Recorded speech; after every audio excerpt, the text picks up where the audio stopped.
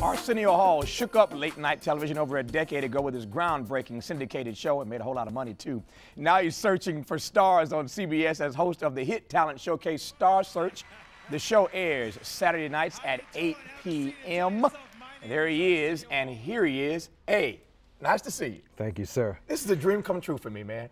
I get a chance to interview you on a TV show. We've done the radio thing. Yeah, you're right. But for the last 6, 7 weeks since I've been on the air, I've been dying to talk to one person. I wanted to interview you on my set, and so I'm glad you're here. Hey, it's a dream come true for me to know that you're doing this and we still have a talking head or a black presence in the business, because there are things that you will do that no one else will do, and there are ways you will do it no one else will do it. And this is important, but I won't go into that because it'll turn into a butt-kissing session. And I don't mind that. Okay. You can give me all the love you want. Well, it's nice that you speak the language. It's nice that English is your first language. That's important. That helps, doesn't it? Yes, it does. Okay, you can stop now. Okay. My first question every time I see you is always the same. I ain't even got to ask it, so just go ahead and answer. My mom. Yes. She's cool. That's all I want to know. Yeah, how your mama doing? Yeah, mama doing good, man. See, Leno don't ever ask me about my mama. See, I can ask you, that's a black thing, ain't it? Yeah. How your mama doing? Yeah. We either saying good things about mama or bad things about mama. That's black culture. Your mama. Your mama's so black that she went to night school and they counted her absence. See that? I can respond to that, but I'm not even gonna go there. Your mom's. Yeah.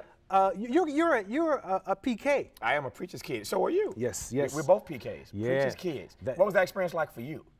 Because I still need some help. I need to go talk to somebody about my experience. Yeah. I need to be on somebody's couch talking about that. Did it put pressure on you? I always felt like there was a pressure on me to not do things. Like when you want to shoot somebody, it's like, well, you're a preacher's son, you got to handle that different. Yeah. I always felt like, even in church, you didn't want to get in trouble because you're the preacher's kid.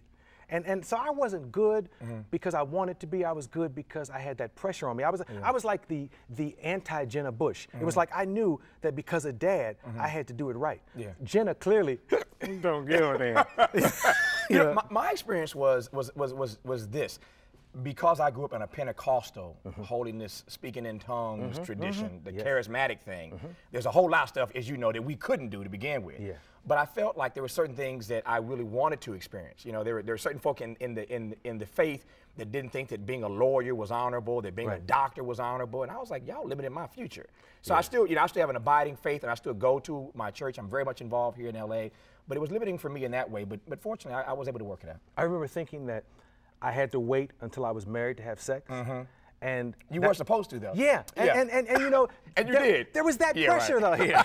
There was that pressure, though, because like everybody else is doing their thing, and you're like, God, I'm not supposed to do that. Yeah. But finally, I was a bad sinner. Yeah. Well, I had to jump up and down at some point. We had that in common, so we're gonna leave that alone now. Because your mama and my mama are watching, so we can talk about that. And my father's watching too. Yeah. All right. I was surprised today because I didn't realize that this year makes 10 years since the show, your show, that's all I say is the show. You say the show, you know I'm talking about your show. That the show went off the air 10 years ago this year. Yeah, and I look back. Are you over it now?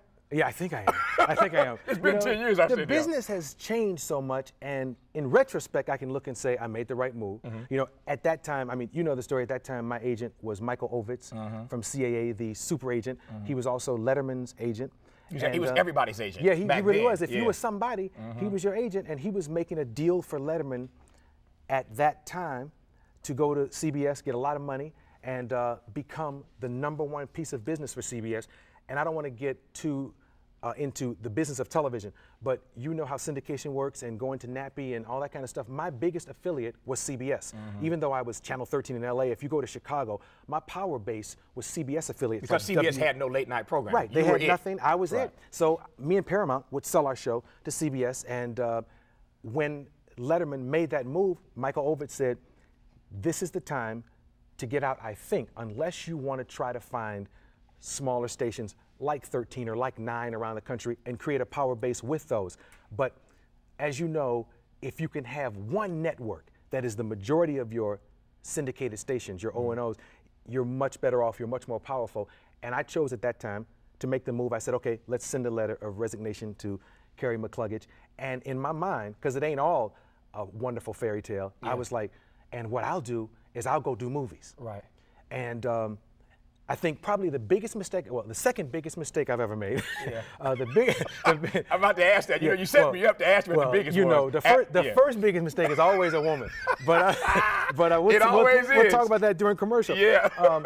The second biggest mistake probably was turning down a movie with Martin Lawrence called Bad Boys because I thought I needed a vacation. I'm not one of those people that typically says, I told you so. But that was a bad move. It was awful. Bad Boys, bad move. It's like somebody saying, would you like to be Moses in Ten Commandments? Yeah, And you say, like, I'm going to be in Hawaii. Yeah. You know?